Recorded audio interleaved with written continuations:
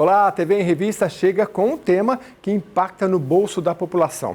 Olha, se tem algo que está presente na vida de todos os brasileiros, é a indústria química, os insumos e matérias-primas produzidos nas fábricas desse setor. Olha, responde por 11,4% do PIB, que é o Produto Interno Bruto, e está na base dos produtos de todos os demais setores industriais.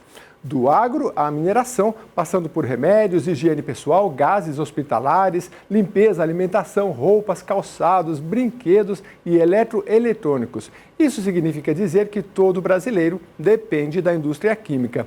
Por isso, a extinção do regime especial de tributação do setor foi debatida em audiência pública realizada em ambiente virtual na Assembleia Legislativa de São Paulo.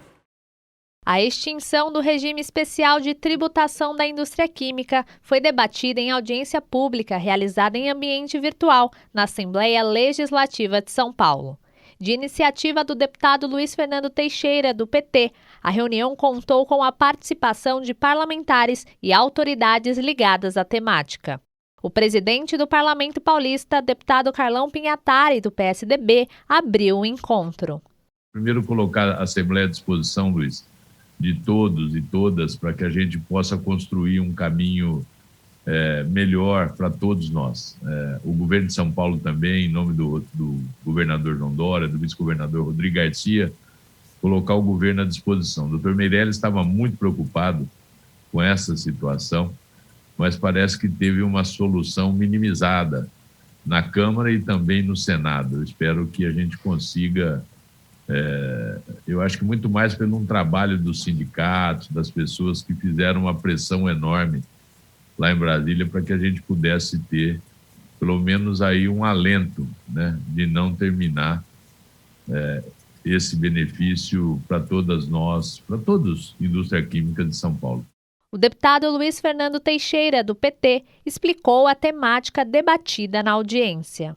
O governo federal pensou em tirar o regime especial que tributa a indústria química, né, chamado REIQ, Regime Especial da Indústria Química, que ele diminui a alíquota do PIS e do COFINS focado para a indústria para que ela possa se tornar competitiva e para que isso possa fomentar a outra indústria. E o governo Bolsonaro pretendia acabar com o regime especial e hoje nós nos juntamos, a Assembleia Legislativa em São Paulo, a classe empresarial, o governo do Estado, a classe trabalhadora e todos aqueles que poderiam ser atingidos direto ou indiretamente para fazer esse grande debate. Quando o Brasil descobriu o pré-sal, Luiz Fernando, que foi a maior descoberta de petróleo no mundo no século XXI, se abriram inúmeras possibilidades para nós, né? Tanto do ponto de vista da nafta como do gás.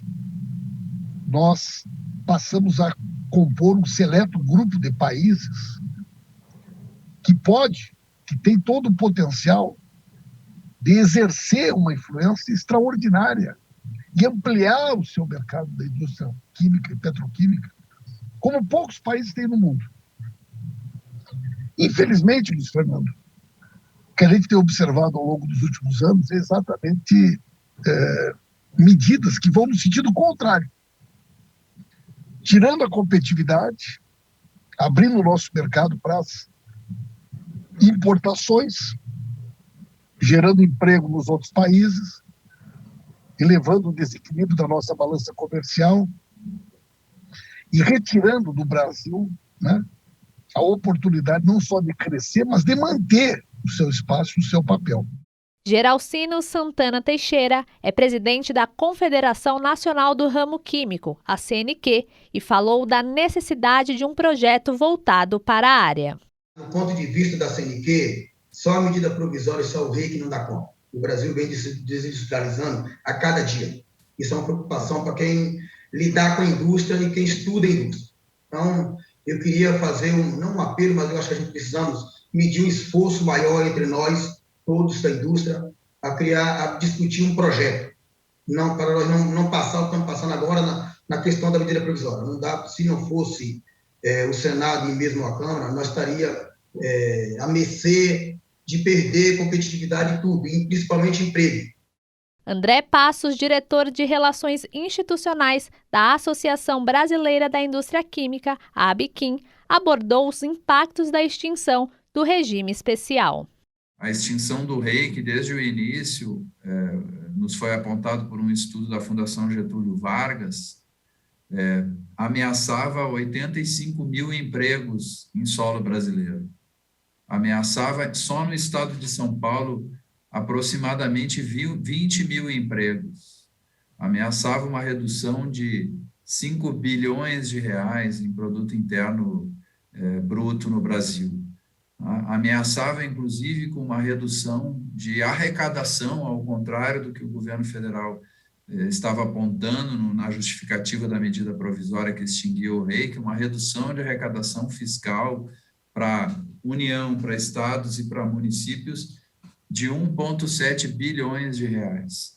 Esse estudo foi apresentado ao Congresso Nacional, esse estudo foi, inclusive, apresentado ao próprio governo federal, ao Ministério da Economia. O Congresso Nacional reconheceu, em parte, o impacto que esse estudo apontava da Fundação Getúlio Vargas, que os nossos argumentos apresentaram, mas até agora nós estamos esperando qualquer comentário. O subsecretário de Competitividade, Indústria e Serviços da Secretaria de Desenvolvimento Econômico do Estado, Eduardo Aranibar, ressaltou o apoio do governo ao setor. Nós lideramos o programa de pós-desenvolvimento econômico no Estado, que tem a indústria de químico como uma das suas principais, entre os 14 polos reconhecidos, né? Contando aí com 90% do valor de transformação industrial do Estado, a indústria sendo mais de 10%, né? A indústria química, que como de fato todos falaram, é extremamente importante para o Estado, o governo reconhece essa importância, inclusive na geração de empregos, né? Gera mais de 50 mil empregos aqui no Estado e uma geração de receita e PIB que soma mais de 50% da indústria química do país inteiro. Para Ayrton Cano, coordenador político da Federação dos Trabalhadores do Ramo Químico da CUT no Estado, o setor necessita de investimentos. O nosso papel da Federação no Estado de São Paulo e, logicamente, no Brasil, é a preocupação da manutenção do regime, mas também está debatendo com a ABIQUIM a importância de tecnologias, não só produtivo, mas também que a gente possa buscar os investimentos para a indústria, né? A indústria química brasileira, a petroquímica, ela está defasada, né? Ela não está atualizada, ela precisa ser atualizada. Quando a gente pega a indústria química chinesa, americana, alemã, né? Então, esses gigantes dessa arena global têm a escala de produção, eles são donos das patentes, eles são donos de tecnologias proprietárias, produtivas, né, de marcas que a gente não tem, de modo que o Brasil ele entra para lutar nessa arena de uma forma bastante desigual, bastante assimétrica, né? Eu acho que é importante combater uma visão que existe no Brasil, que é uma visão mais liberal, de que as condições de luta são iguais, né? Na verdade, o Brasil ele se depara, né, com competidores que são muito mais poderosos pela própria história da indústria química desses países, né? O Brasil ele é, como dizem os economistas, um país de industrialização atrasada, né? Ele começou a se industrializar com força mesmo nos anos 60, 70. Né? Deputado Luiz Fernando Teixeira, do PT, destacou a importância das indústrias químicas, especialmente diante da pandemia. A indústria mãe, ela é quem faz a matéria-prima para quase todas as demais indústrias de transformação, têxtil, papel, várias áreas da indústria. Foi essa indústria que deu conta do álcool em gel, do sabonete e de todos os insumos. É ela quem produz os medicamentos, é a indústria química quem faz a vacina. Então, é uma das indústrias mais importantes que você tem no mundo, né? Não existe um país desenvolvido sem uma forte indústria química. Então, ela é a indústria mais importante e ela está sob ataque, sobretudo nesse momento da pandemia, é que pretendiam tirar esse sistema tributário especial dessa indústria. E nós, a Assembleia Legislativa de São Paulo, se uniu e disse, aqui não. Então, Estamos num momento de resistência e, se Deus quiser, nós vamos vencer essa batalha. O Brasil foi o país que mais perdeu milionários em 2020, 108 mil, segundo um relatório recém-lançado pelo Credit Suisse. Apesar disso, o abismo entre ricos e pobres se aprofundou, com o 1% mais rico detendo praticamente a metade de toda a riqueza nacional. O estudo considera como milionário quem tem patrimônio acima de $1 milhão, ou 4,93 milhões de reais. Segundo o relatório intitulado Global Wealth Report 2021, a queda no número de milionários brasileiros se deveu principalmente à depreciação do real devido à pandemia de Covid-19. Em 2020, o real brasileiro se desvalorizou mais de 20% ante o dólar. O Brasil passou a ter, assim, 207 mil milionários em 2020, comparado com 315 mil em 2019. A Rede Alesp continua com o giro pelo interior do estado, acompanhando as principais necessidades das cidades nas audiências públicas, promovidas pelos parlamentares. Desta vez, Julie Stanzioni e Jovanilton Souza passaram pela região de Presidente Prudente. Vamos acompanhar.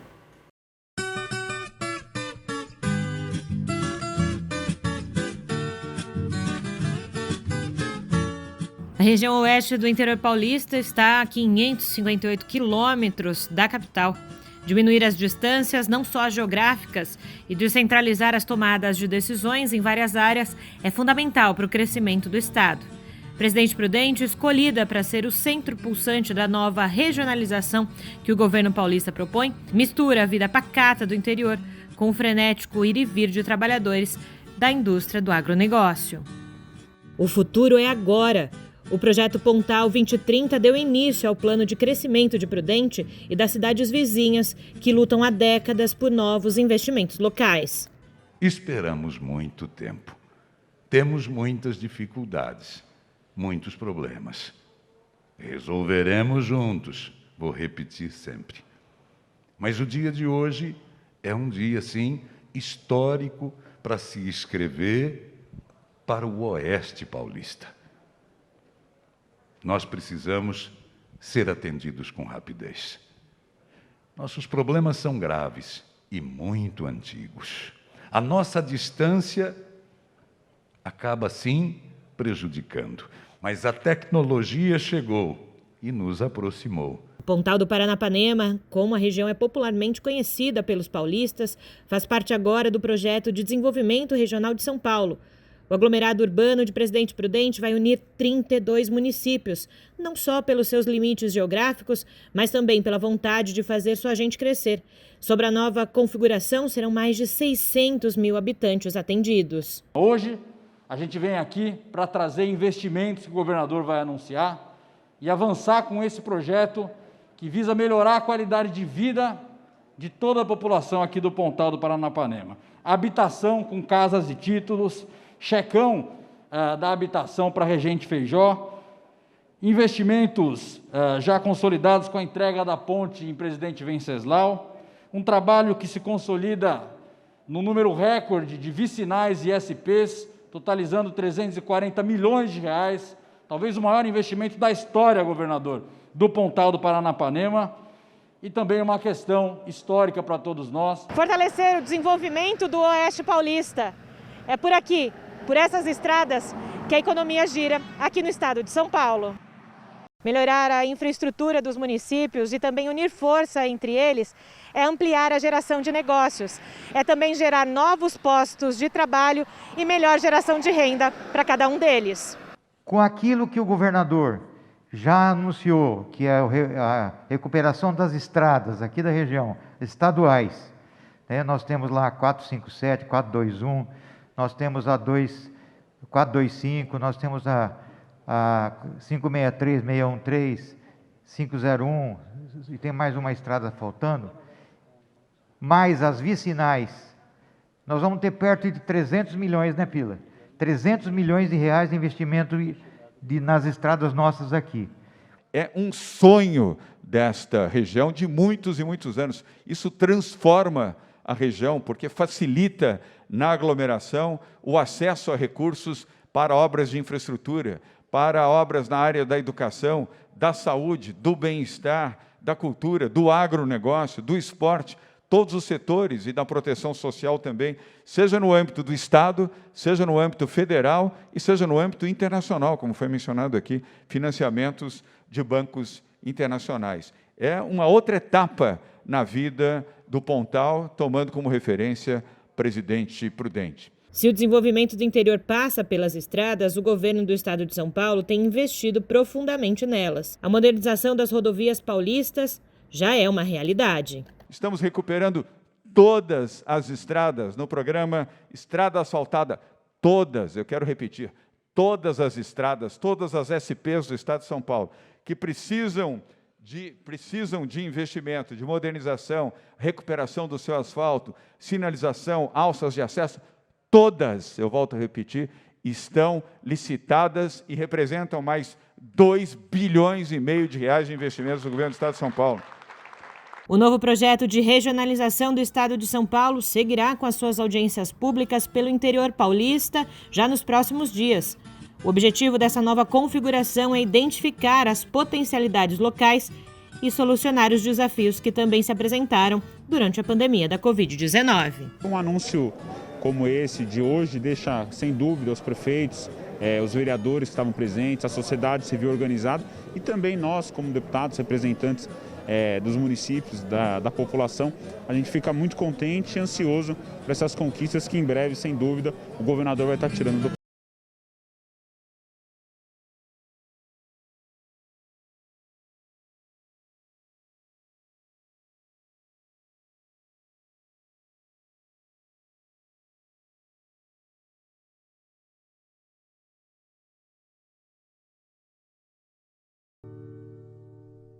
Uma semana de discussões de vários projetos de lei de autoria de parlamentares aqui da Lesp que procuram atender às necessidades da população.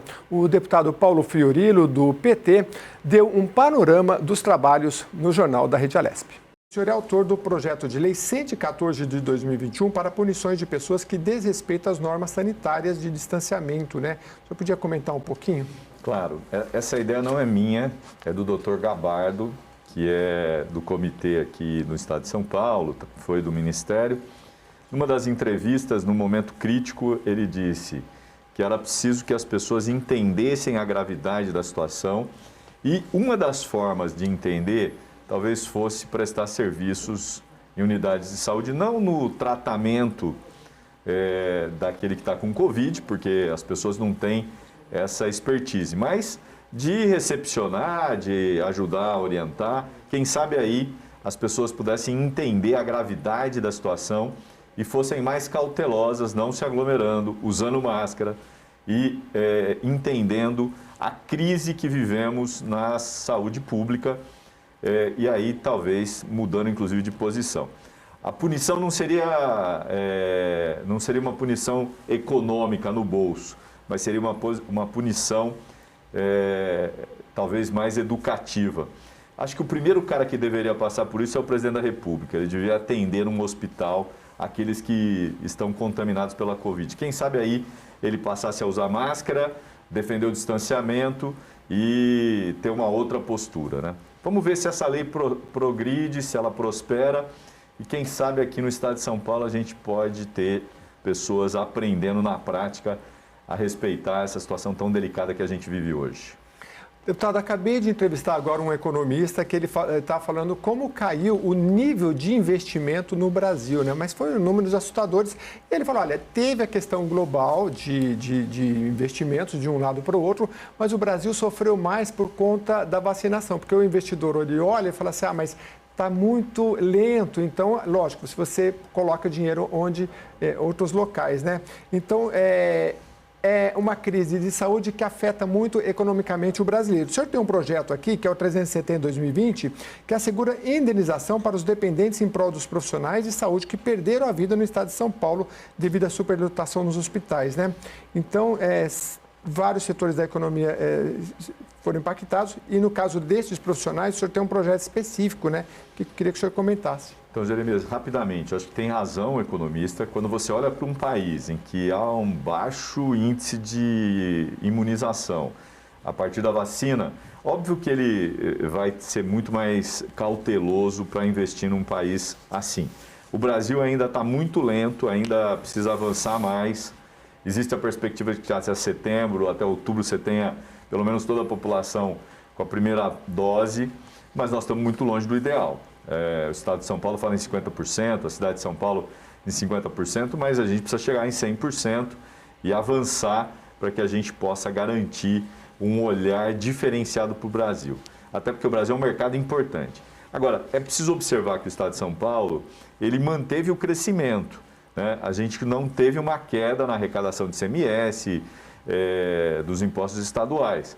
Isso mostra que há uma atividade econômica funcionando. Aqui, nesse caso do projeto que você fez referência, a gente está preocupado com aqueles profissionais de saúde que faleceram e que acabam deixando a família sem uma alternativa econômica. Então, a gente pensou como é que era possível o Estado reparar os muitos profissionais que faleceram por conta da Covid, tendo um seguro ou tendo um benefício para os seus familiares. Isso ajudaria muito a manter essas pessoas num padrão de vida sem perder o arrimo de família muitas vezes, sem perder uma fonte econômica importante. Saiu matérias recentemente mostrando que muita gente que perdeu aquele que provia a casa vive hoje numa situação muito delicada de vulnerabilidade.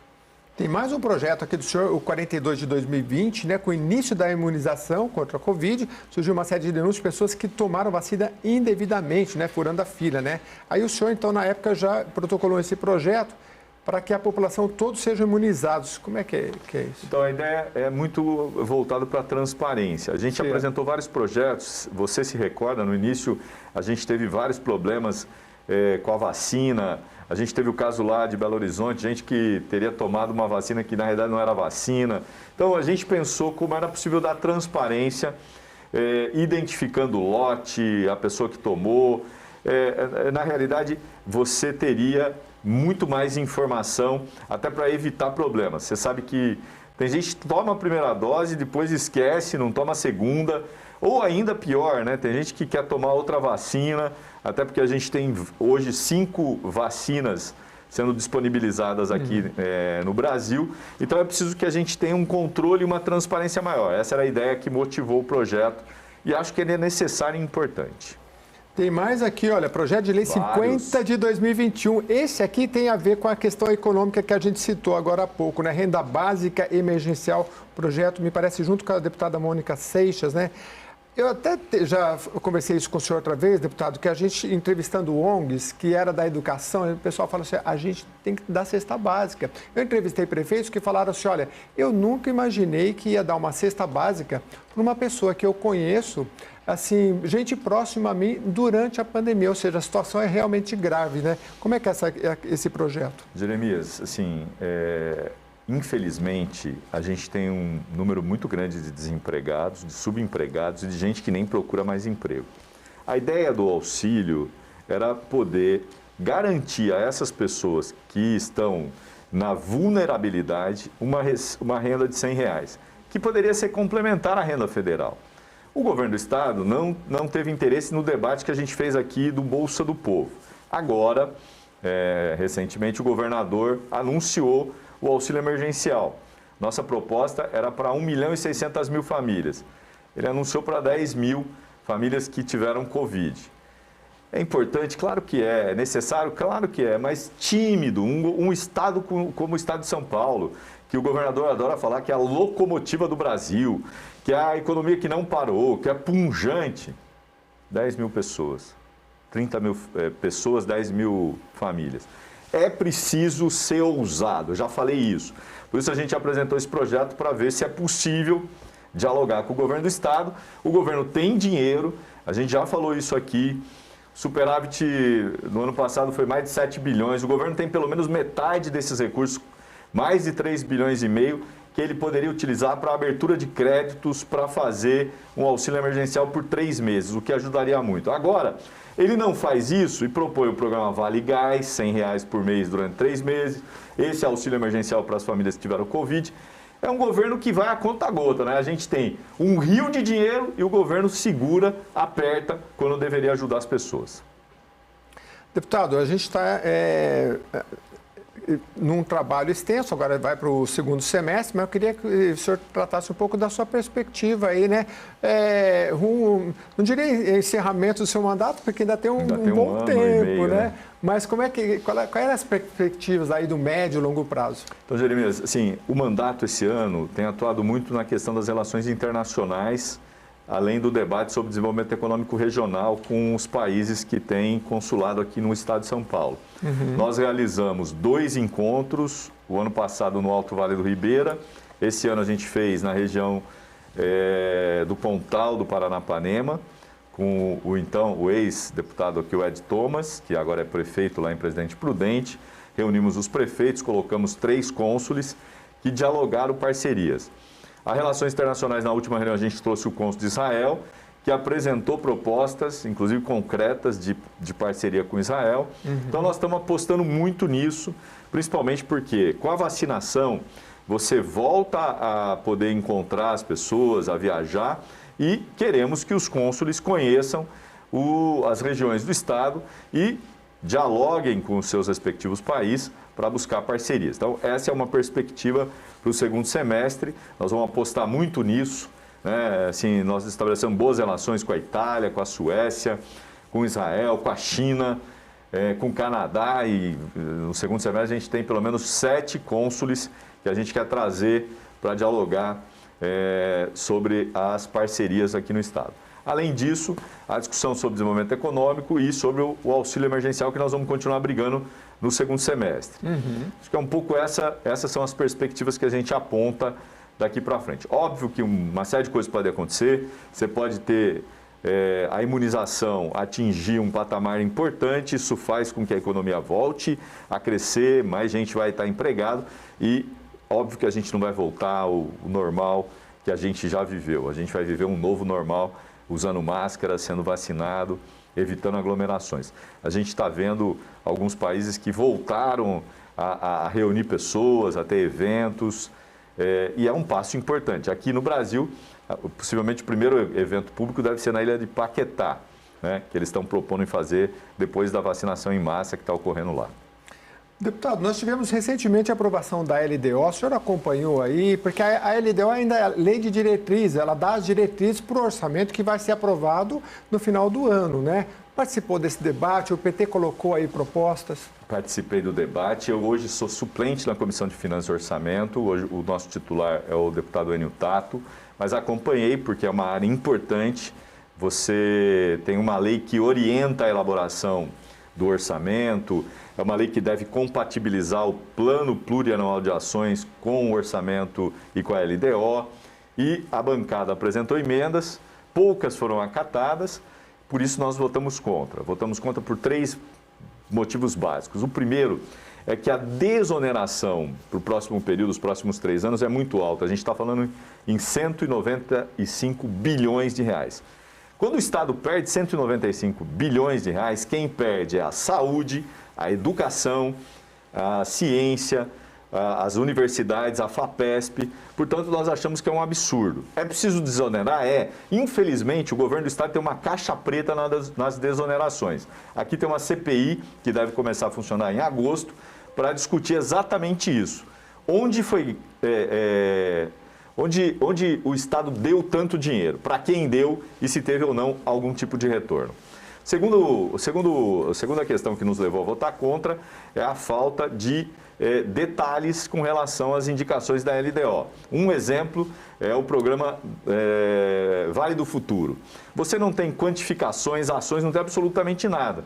Portanto, a gente votou contra. E a terceira diz respeito a essa questão da regionalização do orçamento, que é um problema grave, que o governo, infelizmente, não faz isso, o que facilitaria a fiscalização por parte do Executivo e a gente poderia avaliar se o governo está ou não colocando recursos nas regiões mais carentes. Infelizmente, o governo não topou e a gente votou contra. Tivemos também, deputado, acho que o projeto de empréstimo de 8,8 bilhões destinado à infraestrutura da Sabesp foi um projeto que também teve aí uma loteria federal, já foi aprovado aqui na Leste, o senhor acompanhou de perto, né? Acompanhei o que a gente chamou de X-Tudo, né? Porque ele tinha lá 3 empréstimos no montante de 8,8 bilhões para a Sabesp, tinha recursos para digitalização, São Paulo sem papel, e também 5 bilhões para obras que o governo não conseguia dizer quais eram as obras. Isso nos levou a questionar. Além disso, a gente tinha a criação da loteria e tinha também alienação de imóveis. Um deles, a Casa das Retortas, que está destinada para a construção do Museu de História. Por isso, a bancada fez um amplo debate, pediu que eles detalhassem. Depois de várias reuniões, eles fizeram um detalhamento, a bancada entendeu que era necessário votar a favor. Significa mais recursos para o Estado, para obras que podem ser importantes para gerar emprego, melhorar a qualidade de vida das pessoas. O PT tem uma postura, nos casos dos empréstimos, de votar a favor. Por isso a gente fez o debate e aprovou o projeto junto com os outros deputados. O projeto de lei 347 de 2021, que busca simplificar o licenciamento de infraestrutura de telefonia móvel, seguindo o que já é previsto pela legislação federal. O tema ainda é pouco conhecido no país, por isso o Jornal da Rede Alesp procurou o advogado Francisco Gomes Júnior, especialista em direito digital e telecomunicações. Acompanhe. Então você começou 1G, 2G, 3G, 4G e agora o 5G. Só que o 5G é um grande salto tecnológico. É a internet tornando-se centenas de vezes mais rápidas do que é hoje. Então, isso vai ter um impacto direto na vida de todo mundo. Então, a gente pode dizer que o 5G vai inaugurar uma nova era de comunicação, uma nova era de tecnologia. E quais são os passos, né, para a implantação do 5G no Brasil? A implantação do 5G necessitou de muitos procedimentos, mas o principal dos procedimentos que a gente vai ter agora é o edital que a Anatel vai lançar. Ainda não lançou porque estava com o Tribunal de Contas da União, que vem fazendo os últimos reparos, deve ser lançado até o final desse ano. Esse edital, que na realidade é o edital de concorrência, é o edital que vai dar base ao leilão. Então vai se fazer um leilão das faixas de operação do 5G. Então, o próximo passo publica-se o edital, tem-se os vencedores dessa concorrência, e a partir daí as empresas vão trabalhar na implementação da infraestrutura para colocar o 5G em funcionamento. O que a legislação fala sobre isso? Então, para que o 5G fosse possível no Brasil, você teve que fazer adaptações na legislação, a começar por uma política pública de comunicação, que iniciou lá no ano 2019.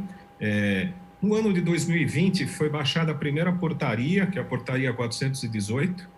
E por que eu necessitava dessa adaptação? Porque o 5G ele vai funcionar em faixas de frequência, ou seja, toda a rede celular funciona como se fossem estradas, que a gente chama de espectro no ar.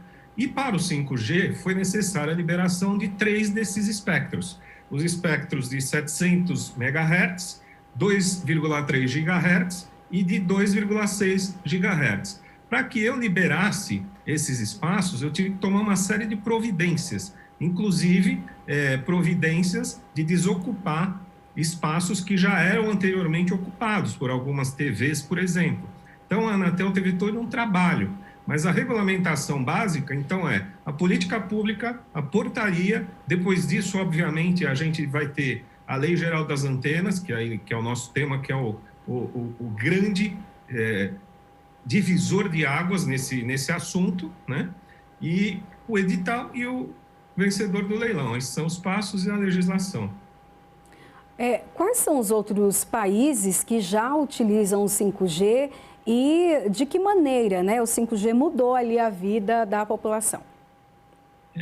O 5G ele é liderado mundialmente pela China e pelos Estados Unidos, quer dizer, que travam, inclusive, vamos chamar de uma guerra geopolítica pelo domínio do 5G. Mas além da China e dos Estados Unidos, que já estão numa fase mais adiantada, você já tem a Coreia do Sul, a Austrália, boa parte da Europa, por exemplo, Itália e Reino Unido, aqui na América, o Canadá, além dos Estados Unidos, e a própria Arábia Saudita. Quer dizer, é uma tecnologia que vem se disseminando de forma rápida pelos países. E a gente espera que o Brasil também ingresse rápido nessa tecnologia. Uhum. E o Brasil tem estrutura para receber, então, essa tecnologia? Todos os brasileiros vão ter acesso? Ou isso depende da localidade, depende do aparelho que a pessoa tenha? Na realidade, a ideia do 5G é melhorar e muito o sinal do celular. Significa que, assim, o sinal vai ser melhor, a velocidade vai ser melhor, a tecnologia mesmo vai ser melhor. Quer dizer, o usuário vai sentir isso. Só que o 5G, ele funciona em aparelhos capacitados para receber o 5G. Hoje, praticamente todos os novos aparelhos que já vêm sendo lançados no mercado já têm essa capacidade. Agora, quem tem um aparelho que não tem essa capacidade do 5G, vai ter que proceder à troca. Mas também não precisa se preocupar pelo seguinte, a rede 4G vai continuar existindo, quer dizer, você dentro das possibilidades de cada um, a pessoa vai, compra o aparelho 5G e migra para o 5G, mas a rede antiga continua funcionando. Doutor, nesse momento que nós vivemos de pandemia e precisamos trabalhar home office, também estudar em casa, nós percebemos a dificuldade, né, da internet, sentimos muita dificuldade. Com essas mudanças, essas dificuldades também vão melhorar, né? Também dos outros sinais do 4G, quem usa 3G? Devem melhorar. Agora, a gente tem um problema estrutural que eu diria não depende tanto das empresas de telecomunicações, mas sim das legislações, e no caso municipais. Quer dizer, a Lei Geral de Antenas, ela veio para regulamentar a implantação de antenas por todo o país. Mas, embora ela tenha regulamentado por todo o país, centenas, aliás, milhares de municípios editam legislações próprias com novas exigências para a implementação da antena. O bom funcionamento do serviço depende, sobretudo, da facilidade das empresas em instalar antenas. As antenas do 5G são muito menores, não são mais aquelas antenas que parecem uma torre que a gente vê em topo de prédio ou vê na estrada quando está viajando. São antenas pequenas e, por isso, vão ser necessárias num número maior. Então, é importantíssimo que a legislação não trave a implementação dessas antenas, senão o 5G vai ter muita dificuldade em operar. Uhum. Doutor, eu não sei se tem a ver a questão também dos cabeamentos, né? Se fala muito dessa questão que os cabeamentos são subterrâneos, né? Ou precisaria ir para o subterrâneo, enfim, há aí uma discussão e um problema também estrutural para que chegue tanto a internet, a telefonia, até também a questão de televisão, a cabo, por conta dessa rede, né, toda que nós temos. Eu queria que o senhor explicasse um pouco como funciona hoje, o que precisaria mudar também nessa estrutura. Há um projeto de que se altere os cabos subterrâneos, toda a rede subterrânea, que se você olhar o subsolo da cidade de São Paulo, é um absurdo o que você tem de cabos e fios passando de todas as operadoras possíveis. Isso gera realmente interrupções na rede e prejudica, sobretudo, o serviço de internet cabeada.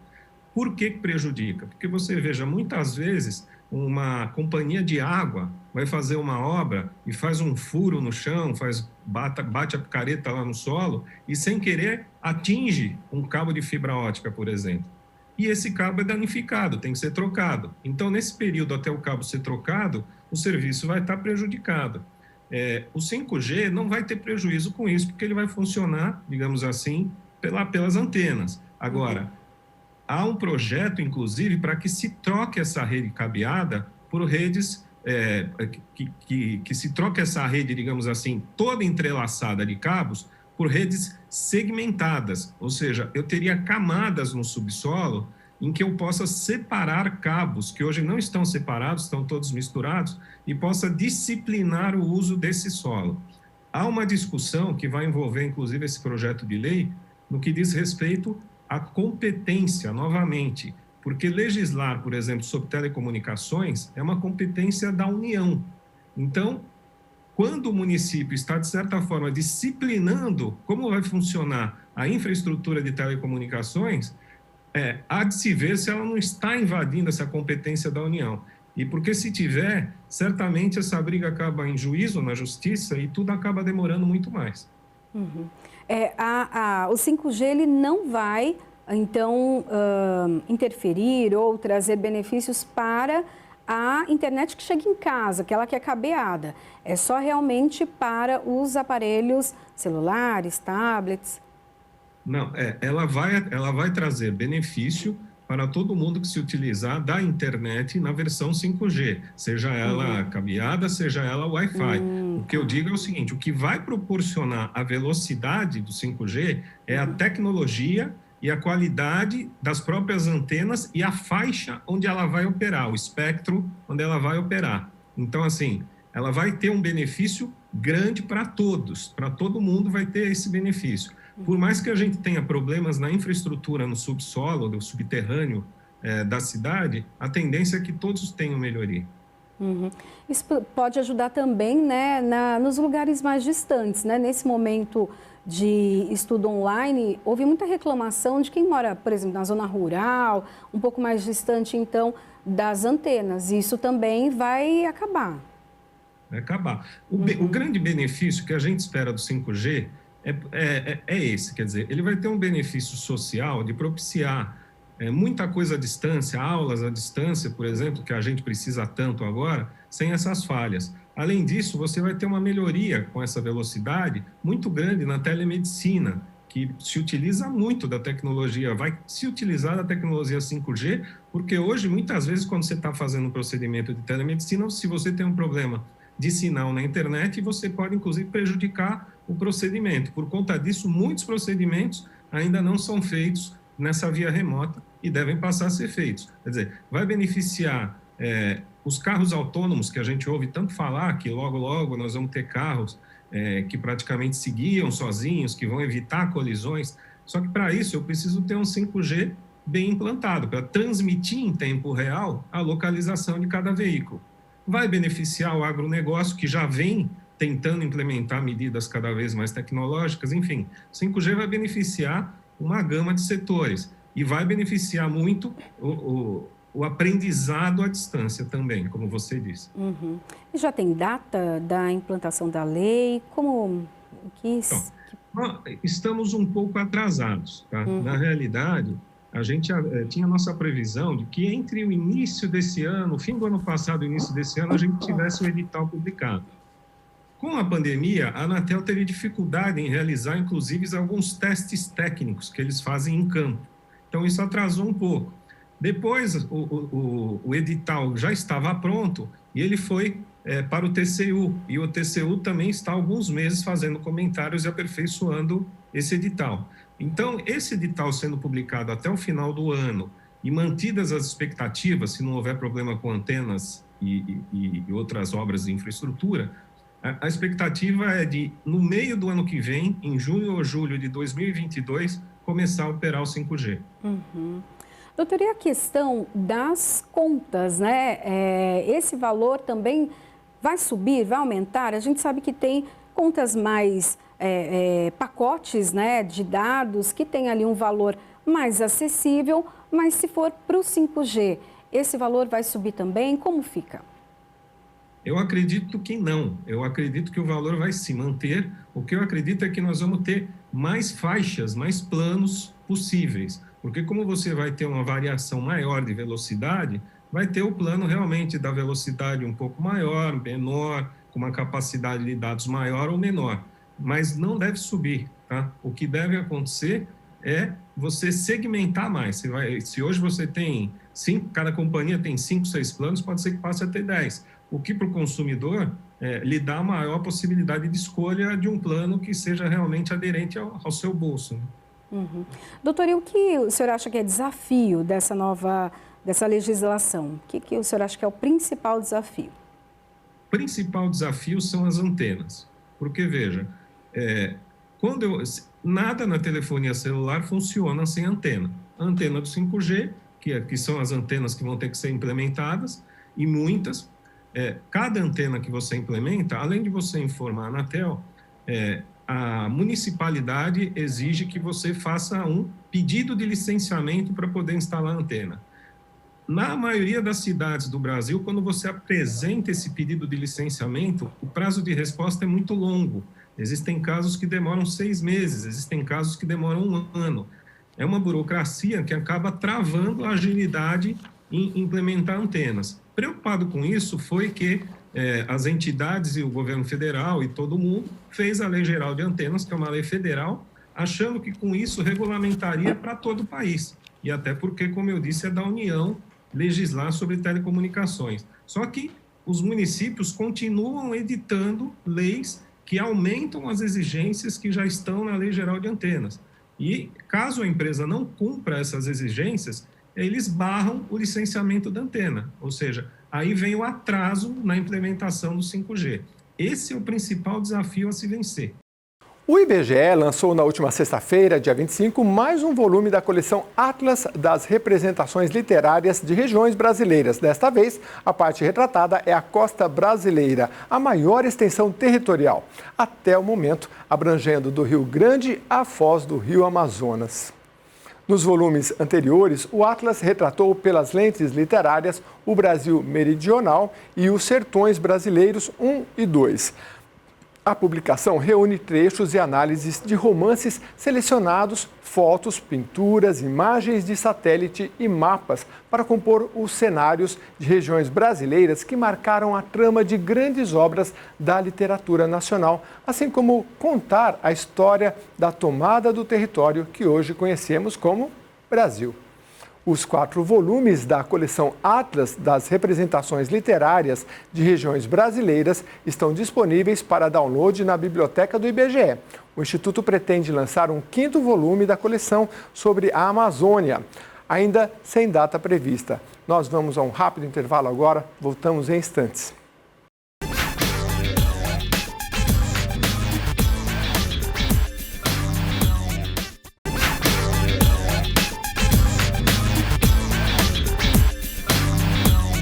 Uma máscara facial criada por engenheiros da Universidade de Harvard e do Instituto de Tecnologia de Massachusetts, ambos dos Estados Unidos, detecta se o usuário está contaminado pelo novo coronavírus em cerca de 90 minutos. O teste de alta precisão e baixo custo pode ser adaptado para indicar variantes ou outros patógenos, como bactérias e toxinas, conforme os pesquisadores. Para realizar a testagem, o usuário deve primeiro utilizar a máscara por um tempo médio de 15 a 30 minutos. Após este período, pressione um botão no exterior do equipamento e em cerca de 1h30 os resultados aparecem na face interna da máscara. A interpretação é semelhante à leitura de um teste de gravidez. Uma primeira linha de controle e uma segunda, que, caso preenchida, indica contaminação. A equipe já entrou com pedido de patente e procura parceiros comerciais para a produção em larga escala. E ainda que não seja uma realidade até o final da pandemia atual, os pesquisadores acreditam que a invenção pode impedir o desenvolvimento de outras crises sanitárias no futuro. Já por aqui, na Assembleia Legislativa de São Paulo, uma reunião da Comissão de Atividades Econômicas, esta semana, debateu a moção 175 de 2019. A reportagem é da Amanda Nascimento. Em reunião extraordinária realizada em ambiente virtual, a Comissão de Atividades Econômicas tinha na pauta 18 itens para análise. Após os pedidos de vista, os parlamentares debateram a moção 175 de 2019, que é de autoria do deputado Frederico Dávila, do PSL.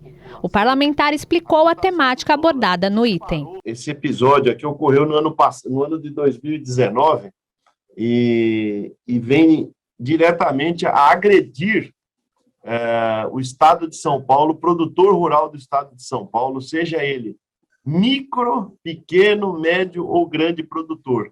A senhora Paola Carrossela é uma chefe argentina, um país que passa por carestia, inflação, aumento de preços, falta de produtos básicos para a saúde, para a alimentação da sua população.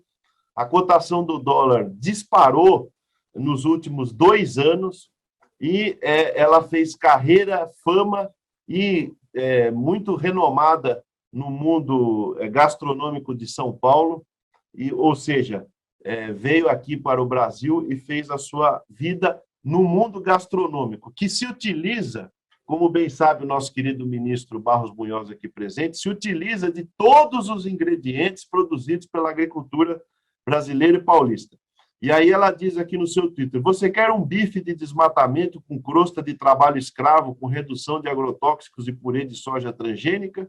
Ou vai de peixe de morte lenta ao óleo negro com escamas de garrafa PET e espuma de fertilizante? Ou seja, ela está agredindo a principal atividade econômica do Brasil e São Paulo ostenta o maior PIB agrícola do Brasil. A deputada Márcia Lia, do PT, explanou opinião contrária à moção. Eu gostaria de fazer a defesa da Paola Carrossela, porque ela milita há muitos anos em defesa da agroecologia. Nós somos terminantemente contrários ao uso abusivo dos agrotóxicos, porque isso tem um impacto incrível, um impacto terrível na vida das pessoas.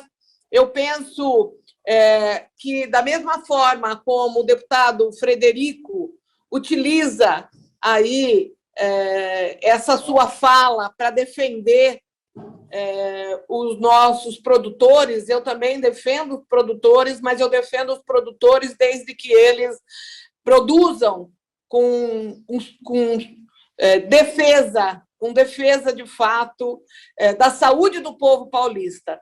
Penso que a defesa intransigente da forma como está sendo colocada nessa moção de repúdio, ela é extremamente indelicada. A moção recebeu pedido de vista conjunto da deputada Márcia Lia e do deputado professor Walter Vicione, do MDB. O parlamentar, que é presidente da comissão, falou sobre a decisão. Diante da exposição, tanto da sua excelência, o deputado Frederico Dávila, e da nossa deputada, sua excelência Márcia Lia, eu vou pedir vistas para aprofundar um pouco melhor o meu conhecimento a respeito dessa questão e da declaração feita pela senhora Paola Carrossela.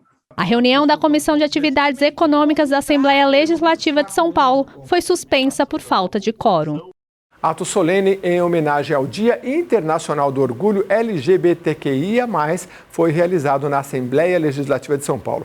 A repórter Carolina Franca acompanhou o evento virtual e nos traz as informações.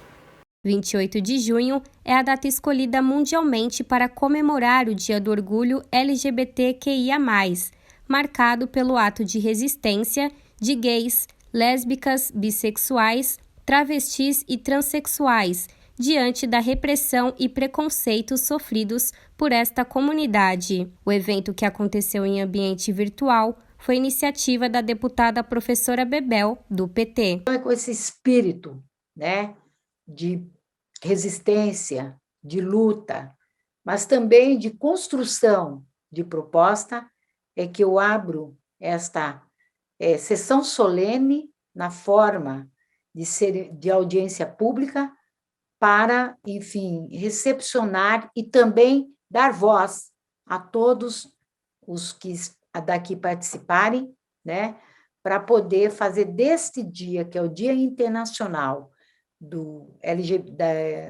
LGBTQIA+, Orgulho LGBTQIA+, a gente faça desse dia um dia de resistência e de construção de proposta e de manifestação e de celebração, porque sabemos perfeitamente a transfobia, a LGBTfobia, o feminicídio, enfim, toda forma de ser irracional no que diz respeito, aos que discriminam, tem aí, marcado muito a vida, não só de quem é LGBTQIA+, mas todos, que vivem numa sociedade diversa como é o Brasil, diversa sob todos os aspectos. Érica Malunguinho é a primeira mulher trans a ocupar uma cadeira na Assembleia Legislativa de São Paulo. A parlamentar foi eleita deputada estadual pelo PSOL em 2018 Em vídeo transmitido no evento, ela destacou a importância de pessoas LGBTs ocuparem os diversos espaços e cargos. Importantíssimo construir um ato e celebrar o Dia do Orgulho LGBTQIA+, entendendo que a celebração deste dia e a afirmação do orgulho LGBTQIA+, diz respeito à naturalização desses corpos, dos nossos corpos, nos espaços de sociabilidade saudável.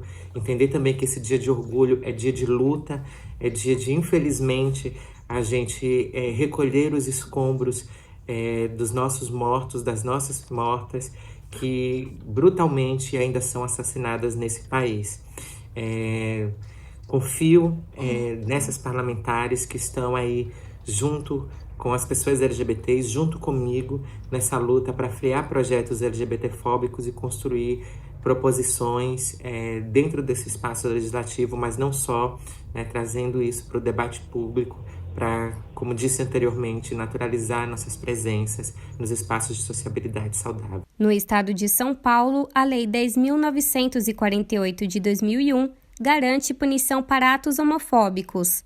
A reivindicação agora é para que os recursos provenientes das multas aplicadas sejam destinados para ações em prol da comunidade trans e homossexual. Nós precisamos com urgência a revisão dessa lei, da questão dos recursos, Como a Bel disse, é a única lei que nós temos no Estado, a gente trabalha com essa lei estadual, no nosso dia a dia. Eu posso falar aqui enquanto ONG CASE, mas eu sei que todas as organizações do Fórum Paulista LGBT, dependem muito da aplicabilidade dessa lei, a coordenação estadual sabe disso, a Comissão da Diversidade da UAB, também o CONDEP, quando a gente tinha o Conselho Estadual, é a única lei que a gente tem garantia de punição. Já tivemos várias aqui no nosso município, várias no estado de São Paulo, empresas, pessoas jurídicas e pessoas físicas que foram multadas. O que a gente precisa, nesse momento, é que os recursos, advindos de multas dessa lei, também sejam destinados a ações para a população LGBT do estado de São Paulo. A gente não pode aceitar mais. Ronaldo Pires, representante do movimento LGBTQIA+, de Votorantim, acredita que é preciso expandir o debate sobre o tema também para cidades do interior paulista. Parece que as políticas públicas, Bebel, fica tudo na extensão. São Paulo, Grande São Paulo, Campinas e Parali. Região metropolitana de Sorocaba parece que não existe. Isso porque nós somos o quarto PIB do estado de São Paulo, Parece que nós não temos representantes, deputados estaduais, que são aliados do governo, porque parece que eles só procuram os LGBTs, o LGBTQIA+, só para carregar bandeira e aquela eleição. Depois disso, não fazem mais nada. Desde 1970, todo mês de junho é dedicado a celebrar as conquistas LGBTQIA+, e a reivindicar os direitos dessa comunidade. E o Procon São Paulo tem agora uma cartilha para combater a LGBTfobia. Na data em que se comemorou o Dia do Orgulho LGBTQIA+, o órgão lançou o documento com o conteúdo sobre os direitos dos consumidores deste segmento.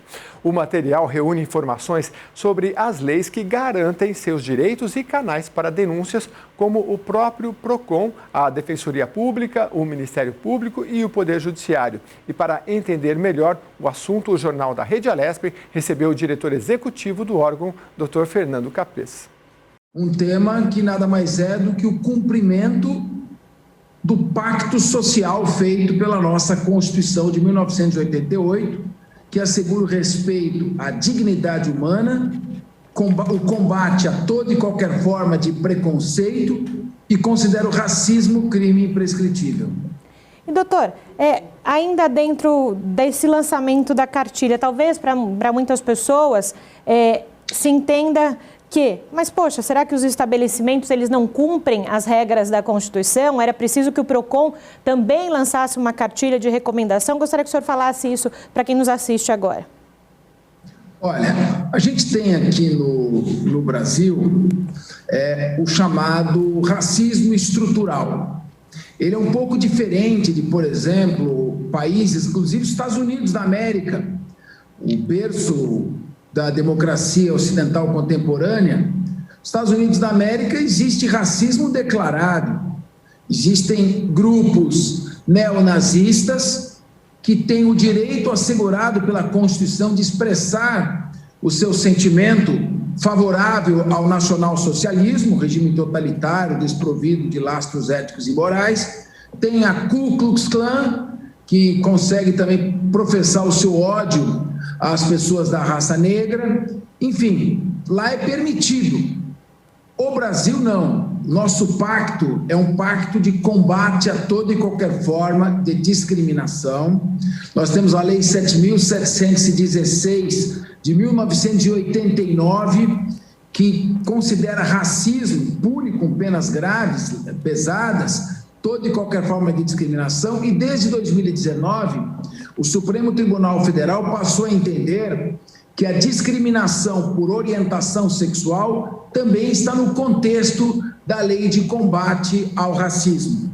Então, como é que ocorre no Brasil esse tipo de discriminação e discriminação no comércio? Muitas pessoas, quando vê uma pessoa, um LGBT, ou uma pessoa homossexual, ou um homem vestido como mulher, uma mulher que tem aparência de homem, enfim, ele faz careta, demora para atender, passa outras pessoas na frente. Existem muitas formas de você humilhar uma pessoa que não é por meio de uma ofensa direta. Um olhar de desprezo, uma resposta atravessada, a recusa em fornecer o preço ou uma informação motivada por discriminação.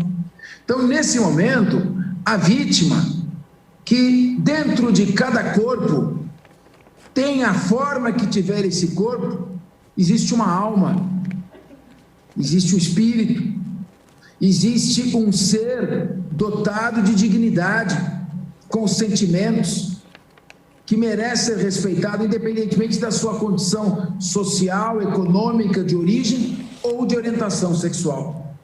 E o Código de Defesa do Consumidor assegura a reparação dos danos materiais e morais.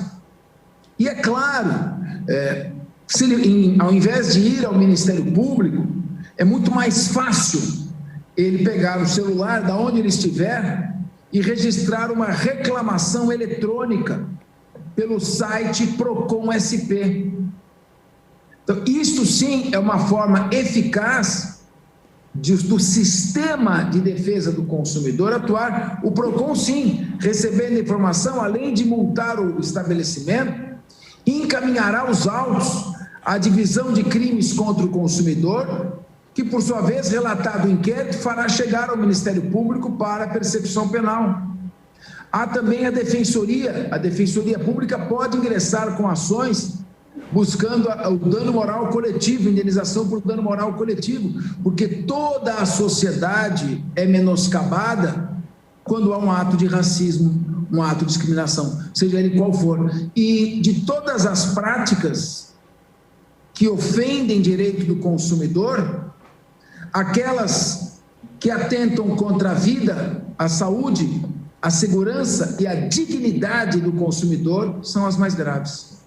E eu quero aproveitar, doutor, duas expressões que o senhor usou agora nessa primeira fala sobre o olhar, né, das pessoas com relação a essa questão e de um sistema eficaz. Quando a gente coloca o PROCON como instituição olhando sobre essa questão, né, você coloca à tona e coloca no centro de discussão que é preciso falar sobre o tema, é preciso discutir o tema, porque me parece que às vezes falta isso, né, conhecimento das pessoas. E quando a gente coloca instituições do tamanho do PROCON e também do governo do Estado de São Paulo sobre o tema, isso pode ajudar a mudar a visão das pessoas. Sim, sobretudo, a conscientização é muito importante. Hoje você tem as novas gerações, em regra, claro que toda regra tem sua exceção, mas a maior consciência quanto à necessidade de combate ao preconceito. Eu tenho duas filhas, estão na faculdade, e elas são muito atentas com relação a isso. Elas mesmo brincam comigo, nós militamos, pai, a gente milita. Ou seja, nós não podemos compactuar com as pequenas ofensas, porque as pequenas ofensas, elas magoam e normalmente o sistema não está preparado para reprimi-las. Claro que uma verbalização de uma ofensa racial, ou um castigo físico infligido por preconceito, tudo isso é mais fácil de ser visto, apurado e reprimido. E normalmente angaria a solidariedade da absoluta maioria da sociedade. Mas existem olhares, piadas mal colocadas, desrespeito enquanto consumidor. Se entrar uma pessoa, um transexual, por exemplo, no estabelecimento, embora a Constituição diga que todos são iguais perante a lei, embora ela reze, estatua que toda e qualquer discriminação tem que ser reprimida, embora o Código Penal considere crime a injúria de natureza racial, embora o Código Civil assegure o direito à indenização por reparação moral, embora esteja na legislação que ninguém deve ser humilhado, esta pessoa será constrangida e humilhada em muitos locais. E quando isso parte do fornecedor, ou quando o fornecedor não adota práticas que reprimam outros consumidores de discriminarem ou humilharem esta pessoa, o PROCON deve agir. Não é uma questão de eu acho isso, eu acho aquilo, não é questão de achar, não é achismo. Está na Constituição Federal. O país é de todos. O país não é de uma determinada casta. Todos, a Constituição assegura, no seu artigo 5º, em 78 incisos, em rol não taxativo. Quer dizer, além desses, outros estão dispersos pelo texto constitucional, os direitos e garantias individuais. O direito à honra, o direito à vida, o direito à propriedade, o direito à segurança, o direito à dignidade, o direito a ser consumidor. E o nosso papel, enquanto PROCON, órgão de defesa do consumidor, é proteger o consumidor, seja ele quem for. E, claro, com equilíbrio, com harmonia, criamos uma escola. PROCON tem a Escola de Proteção e Defesa do Consumidor. Esta escola orienta, passa princípios, qualquer pessoa pode assistir, as aulas são gratuitas, temos pílulas de 1 minuto, de 3 minutos, de 5 minutos, tudo pelo site PROCON SP, EPCD, Escola de Proteção e Defesa, EPDC, Escola de Proteção e Defesa do Consumidor, onde são ministradas aulas, orientações, inclusive a respeito desse tema.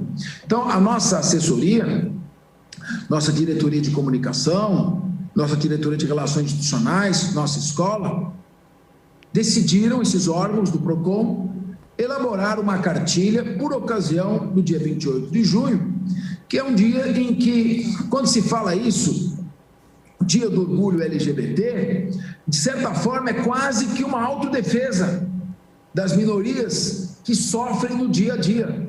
Quando se diz orgulho, é quase que uma resposta, um enfrentamento do que ocorre. E, infelizmente, tivemos aqui um transexual, morador de rua, que foi queimado, incendiado aí, na data de ontem. Então, nós temos sim que combater o preconceito. Sob este aspecto, a Assembleia Legislativa de São Paulo tem feito papel, ela tem uma Secretaria de Igualdade Racial, que inclusive, quando eu fui presidente, ali estava, nós demos um destaque especial para ela, e é importante isso, que esse assunto seja ventilado no parlamento, que os deputados tragam à baila e que se criem cartilhas, essa de respeito ao consumidor, mas de respeito ao ser humano, qualquer que seja a sua origem geográfica, a sua condição social, a sua condição econômica, a sua raça, a sua orientação sexual, a sua posição ideológica, a sua convicção religiosa.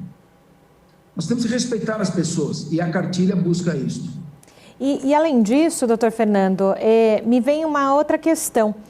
Quando o PROCON se posiciona dessa maneira, como o senhor disse, né, de você olhar para as minorias, que é um jeito até de defesa, né, esse dia do orgulho LGBT, significa também dar coragem a essas pessoas que estão dentro de um estabelecimento comercial de denunciar.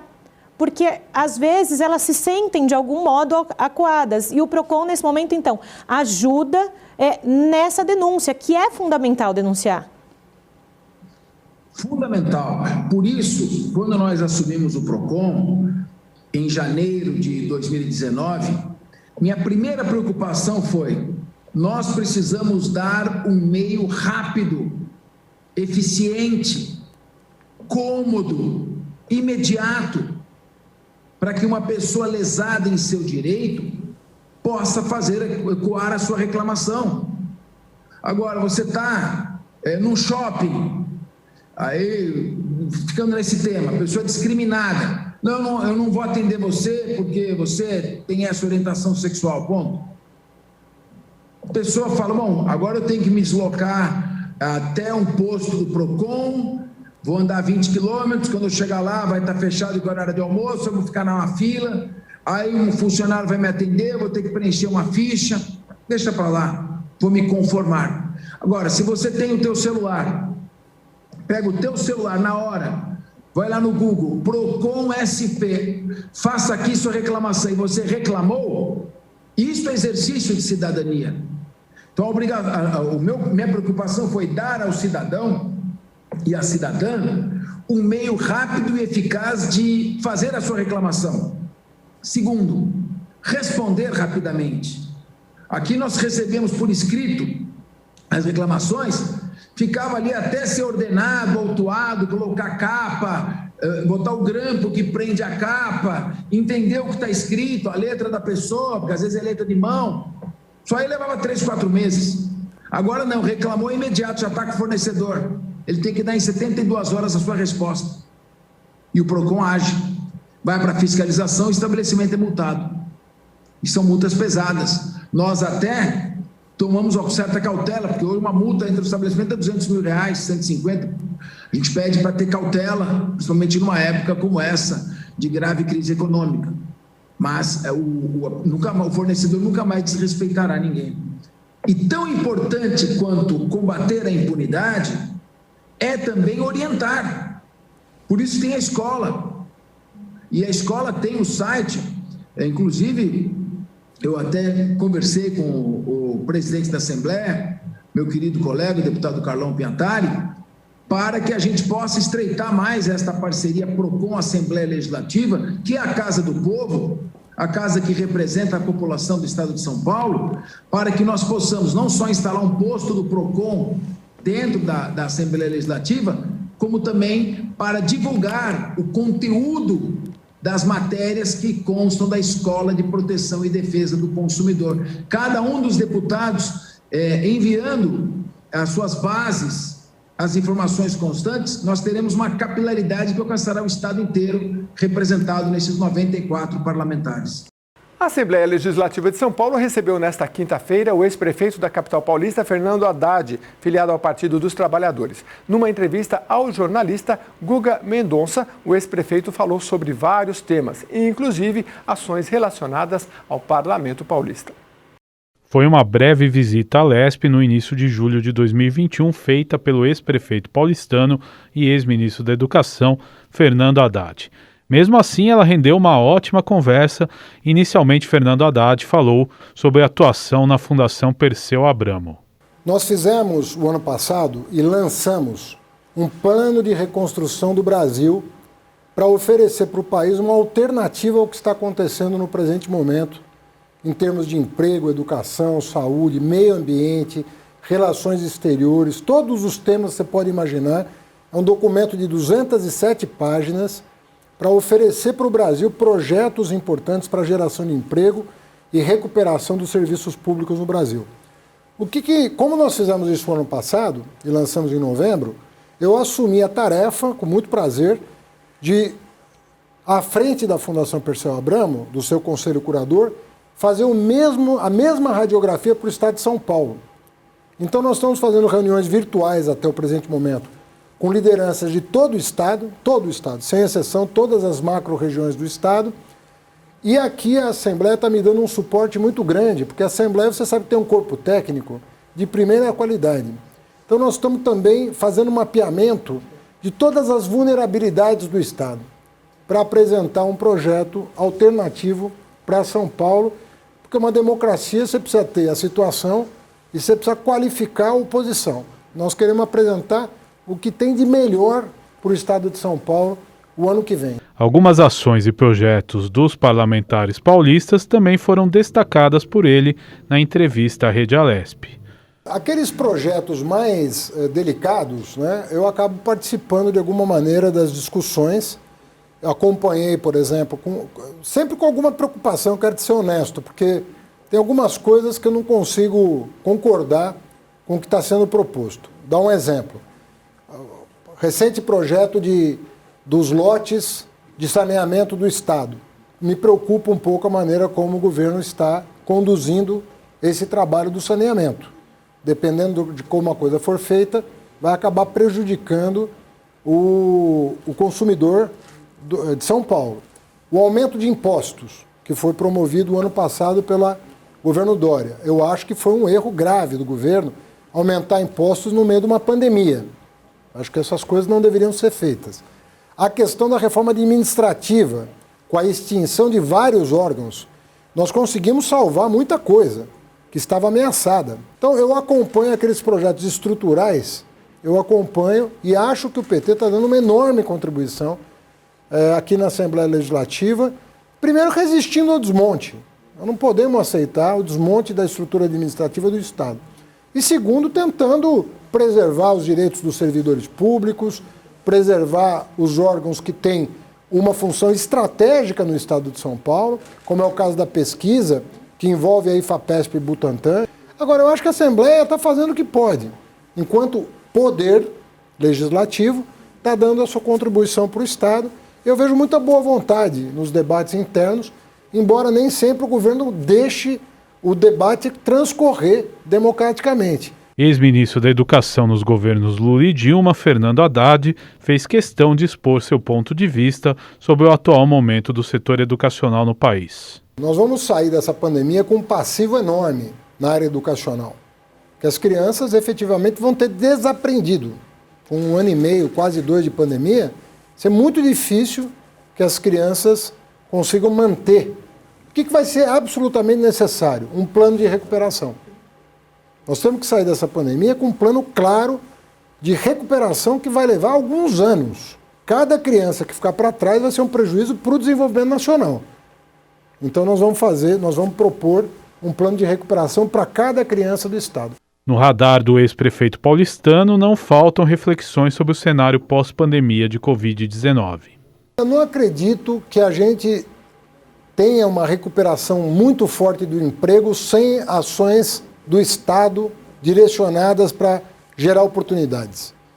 Obviamente que a economia viveu uma depressão muito grande e deve ter uma recuperação, que é uma coisa cíclica. Cai, depois sobe, que nem uma pessoa que cai e levanta. Mas o objetivo da economia não é levantar no mesmo degrau que você estava 2 anos atrás. Você tem que subir a escada. E para subir a escada, você vai precisar de indução de investimento. E para isso você vai ter que ter um programa forte de parcerias no Estado para induzir o desenvolvimento. Sobretudo nas regiões que precisam, porque estão deprimidas historicamente, estruturalmente, né? E às vezes se anuncia coisas que não saem do papel. Muitos procedimentos da saúde foram postergados, não puderam ser feitos. Isso vale para cirurgias, consultas de especialista, exames laboratoriais, de imagem. Nós também vamos ter que fazer um trabalho de desrepresar isso tudo que a pandemia represou. Antes de deixar seu recado final aos paulistas, Haddad falou sobre seus próximos passos na política. Eu tenho conversado com muitas lideranças, porque eu acho que São Paulo tem um conjunto de partidos progressistas que, na minha opinião, deveriam estar unidos em torno de um propósito, de oferecer uma alternativa para o Estado de São Paulo, que há 28 anos é governado pelo mesmo partido.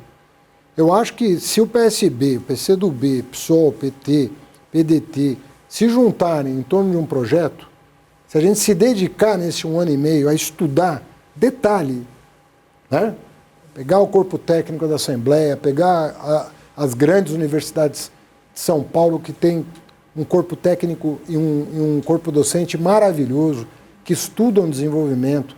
Eu acho que a gente tem condição de fazer uma coisa extraordinária para o ano que vem, né? E, de novo, quando você faz um trabalho bem feito, o resultado eleitoral pode ser bom ou ruim, mas o legado fica de ideias, de visão de futuro.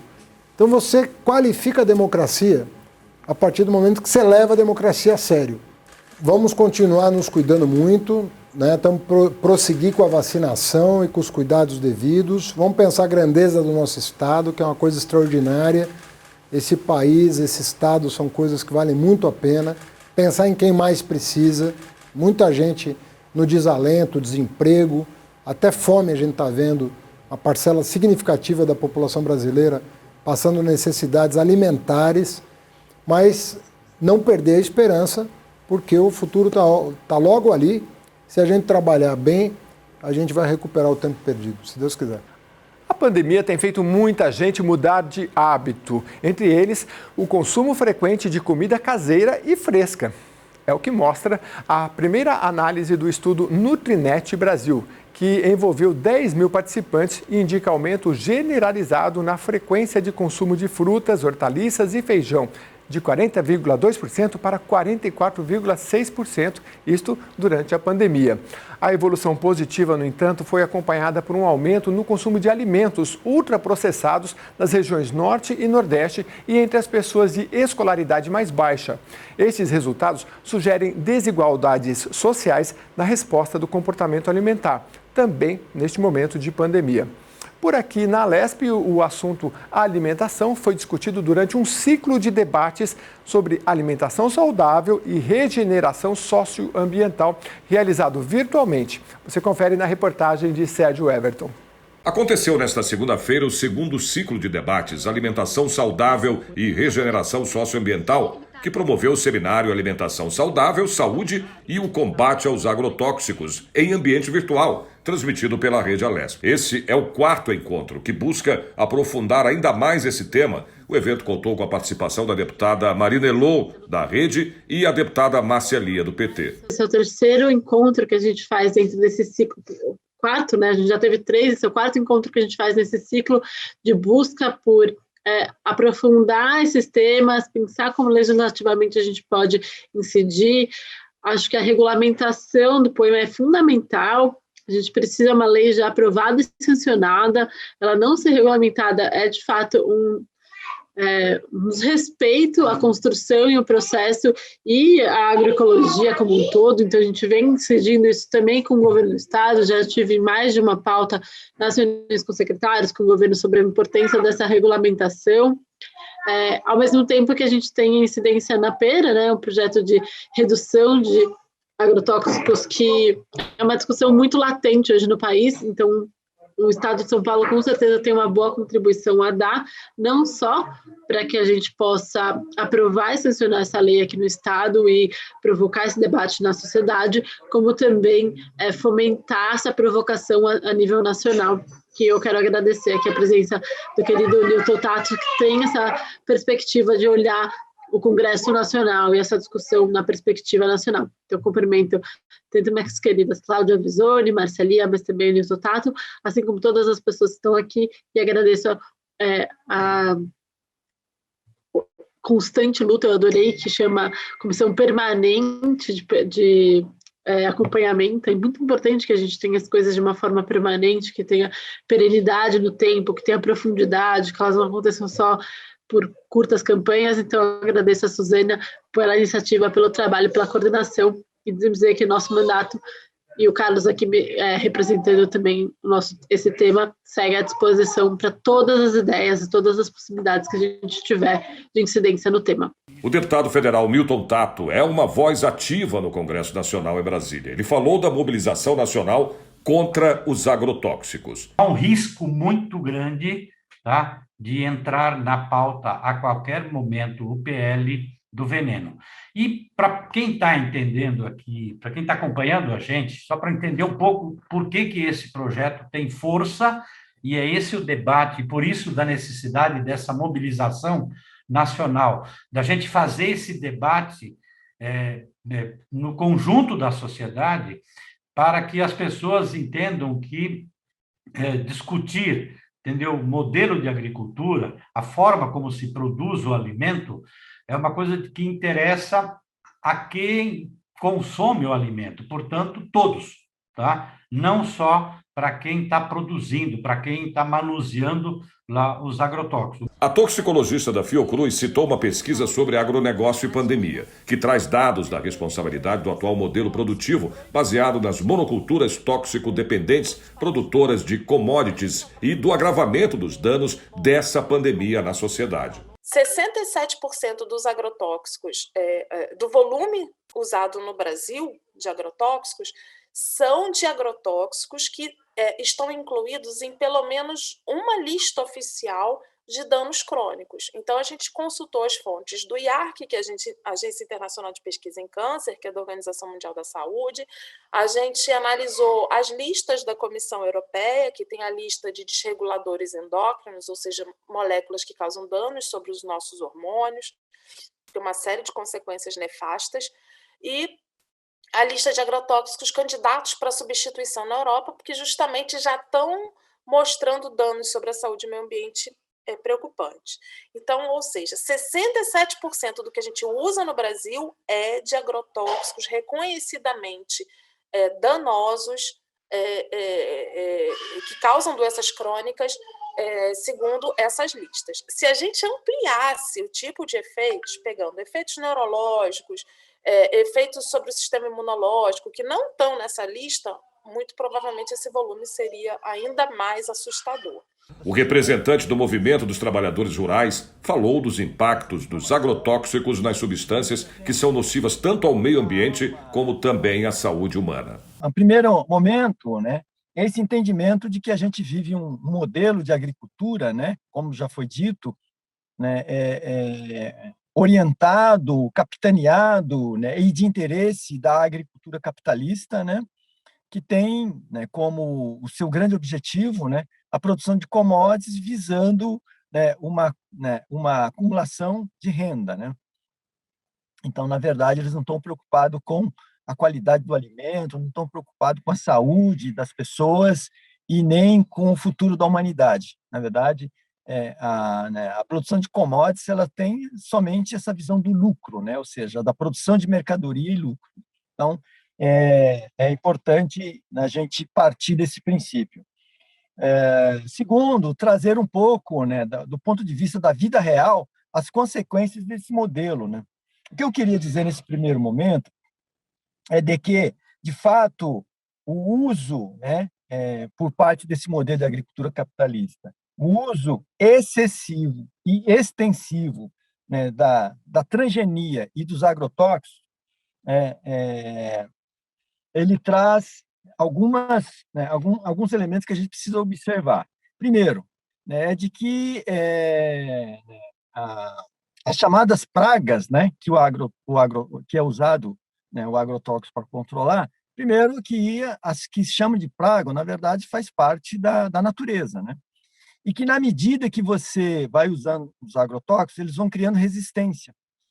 E, da mesma forma, a própria transgenia, que na medida que você vai usando, por exemplo, a soja transgênica com o glifosato, você vai criando uma resistência por parte tanto das ervas, que são chamadas as ervas daninhas, elas vão criando uma resistência, consequentemente, você tem que usar mais agrotóxicos, e as que se chamam de pragas, nas lavouras, na medida que você usa o agrotóxico, eles vão criando resistência. Então, você cada vez mais vai ter que usar.